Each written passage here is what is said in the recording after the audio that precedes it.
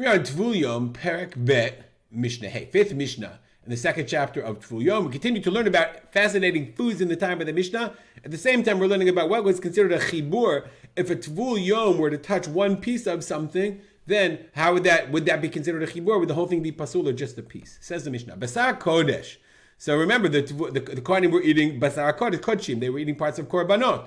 That was Kodshim. So if a Tvul Yom, remember, a Tvul Yom is posel Kodshim. So if the Kohen went to the mikveh, he came out of the mikveh, he's in the Beit Hamikdash, and they're eating a steak, delicious. Oh, don't touch it. You forgot.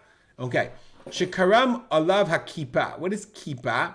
Karam alav means karam is a krum. It crusted the kippah. What is kippah? Kafu alav tavlin v'amarak v'shuman basar.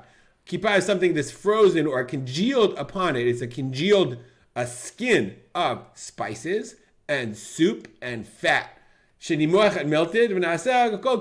So you made, it sounds ridiculously delicious. You took the spices and the fat and the soup and you slathered it on as a sort of on the meat, and it congealed and made a crust.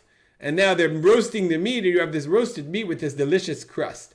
Nagat Tvul Yom b'kippah. So if the Tvul Yom touched the kippah, chatichot mutarot, then it's not considered a chibur, and the pieces of meat are delicious. I feel like after this Tvul Yom, we have to make a meal. We have to make a meal of foods in the Mishnah. And we have the porridge, and we have the wafers, and now we have delicious meat with slathered on with this kippah. Well, I don't know how they made it, but somebody's got to figure that out.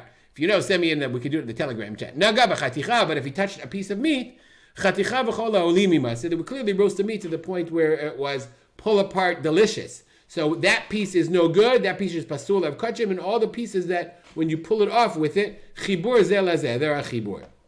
Rabbi Yochanan ben Nuri says no, shneim chibur lazeh. They're both the kippah, ben shenaga b'kippah, ben shenaga b'chatichot. Whether you touch the crust, the meat, delicious crust of the steak, or the pieces of meat themselves, pasal hakol. The whole thing's bad. It's all considered a chibur. Sorry, don't touch. The same thing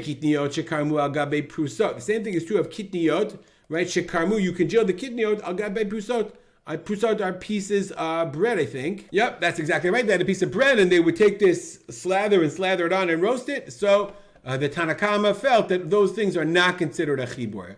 I don't know if Rabbi Yochanan ben Nuri disagrees or not. The Kahati does not say. Masek deira b'kitniyot. Let's say you made a masek deira. Kitniyot are beans, legumes, things like that. So if you make a masek deira, you make a pot of soup or whatever. So the more you boil it out, apparently sometimes it would be a soup. Sometimes you wanted to make it into a stew, and the more you boil, then sometimes you would want to make it into like a kugel or a porridge or a pudding.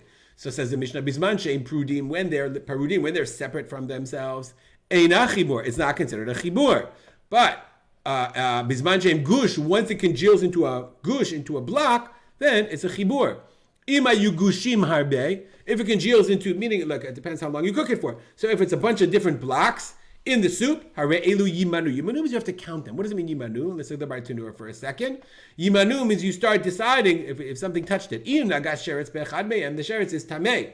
So if the sheretz touched one of the little pieces, I don't know how you would know which one he touched. Harehu rishon. So that gush touched by the sheretz is a rishon. Gush samuch lo sheni. And whatever it's touching is a sheni. And the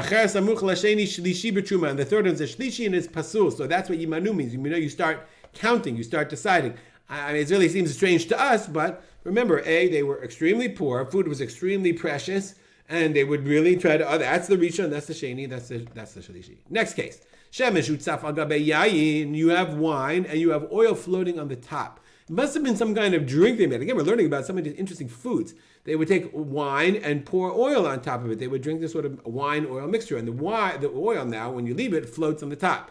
V'nagat Tvul Yom b'shemen, the Tvul Yom touched the oil. Lo pasal ela hashemen. Lo ela. He did not posel, except, meaning he only was posel the shemen. Again, Rabbi Yochanan ben Nuri Omer, Rabbi Yochanan ben Nuri said, Shneim chibur zeh zeh. Chibur, you cannot separate them. Really interesting. You probably could separate. You could siphon off the oil because it floats all the way to the top. We'll stop here and dedicate our learning to memory of my father, Simcha and Yitzchak Kalman. Make it a great day.